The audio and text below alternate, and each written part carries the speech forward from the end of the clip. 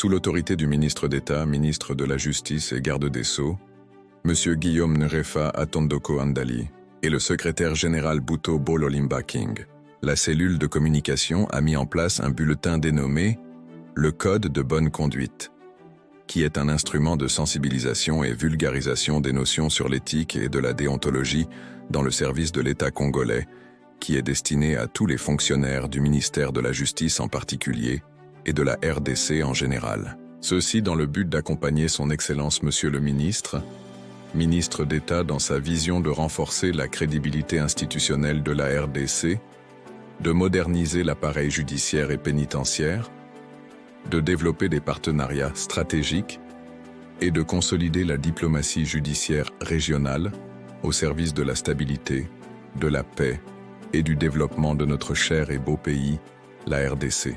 Aujourd'hui, notre thème est favoriser l'amour du travail, assurer la bonne gestion de la chose publique et lutter contre les antivaleurs. Le Code de conduite de l'agent public de l'État rappelle à son article 2 que tout agent public est appelé à exercer ses fonctions avec intégrité, professionnalisme et sens élevé de la responsabilité.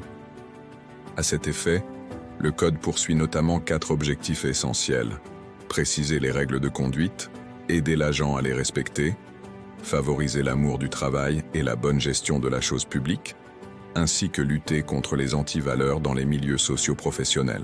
Que signifie favoriser l'amour du travail? Aimer son travail ne relève pas d'un simple sentiment. C'est faire preuve de motivation, de discipline, de ponctualité, de sérieux et de professionnalisme dans l'exercice quotidien de ses fonctions. L'agent public est appelé à accomplir ses missions avec passion, dans le souci permanent d'offrir un service public de qualité. Qu'est-ce que la bonne gestion de la chose publique? La chose publique désigne l'ensemble des biens, ressources, finances, infrastructures et services appartenant à l'État et destinés à satisfaire l'intérêt général. La bonne gestion consiste à administrer ses ressources avec transparence, efficacité, rigueur, discipline, sens de responsabilité, refus du gaspillage. L'agent public doit toujours utiliser les moyens de l'État exclusivement pour le service de la population et jamais à des fins personnelles. Lutter contre les antivaleurs. Le Code demande également à chaque agent public de combattre toutes les pratiques contraires à l'éthique professionnelle. Parmi les principales antivaleurs figurent notamment la corruption, le favoritisme, le népotisme, la fraude, le vol, le mensonge, la paresse, l'indiscipline. Ces comportements compromettent la crédibilité de l'administration publique et portent atteinte à la confiance des citoyens envers l'État. Ce qu'il faut retenir. Chaque agent public de l'État est appelé à aimer son travail et servir avec dévouement, gérer les biens publics avec honnêteté, transparence et efficacité, combattre toutes les antivaleurs, promouvoir un environnement professionnel fondé sur le respect, l'intégrité et la discipline.